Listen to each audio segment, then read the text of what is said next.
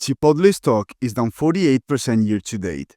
In this video, we're going to see if this is a good opportunity to buy the company by looking at the fundamentals and running a DCF model to calculate the intrinsic value of the company and potential future returns.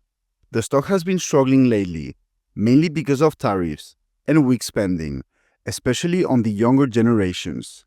They have actually decreased guidance 3 times this year. Last quarter, they said that full-year same-store sales are expected to shrink by a low single-digit percentage this year. Moreover, traffic fell by 0.8%, the third straight quarter of declines. If we zoom out, Chipotle has seen very solid revenue growth in the past decade, growing from $4.5 billion to $11.7 billion currently, which is a compounded annual growth rate of 10%.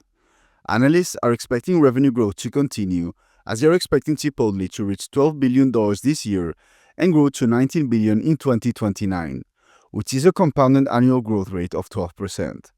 Their profit has also seen great growth in the past decade, with net income growing from $400 million to $1.5 billion today. And they have the exact same growth with free cash flow. And analysts are also expecting profit to keep growing. Regarding EPS, they are expected to reach $1.18 per share this year and grow to $2.08 per share in 2029. If you assign a 20p to the company then, it would make it a $41 stock, meaning just 32% upside from today's levels, so not a lot of upside according to analysts. Then, in order to calculate the intrinsic value of the company, I use my Google Sheet. This tells me at what price you should buy a stock based on the assumptions about the future of the company that you put in. I did a 7-year analysis with low, middle, and high assumptions.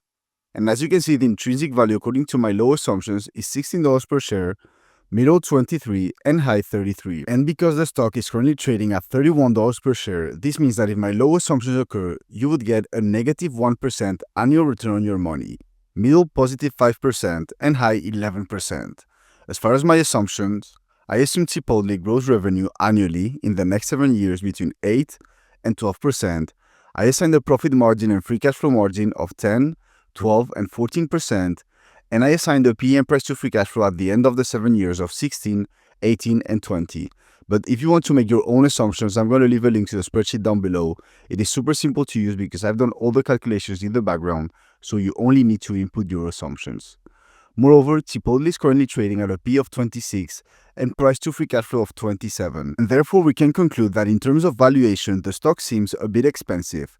And we can also conclude that the company was very expensive when it was trading at a PE of around 50 for the last couple of years. Moreover, Chipotle has a good balance sheet as they have $1.4 billion in cash and $4.9 billion in debt, which is manageable for a company that has a market cap of $41 billion.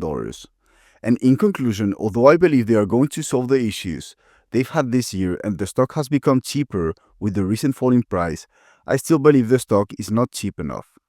Lastly, if you want a discount on stockanalysis.com, the best site I've found for stock data, grab my code in the description.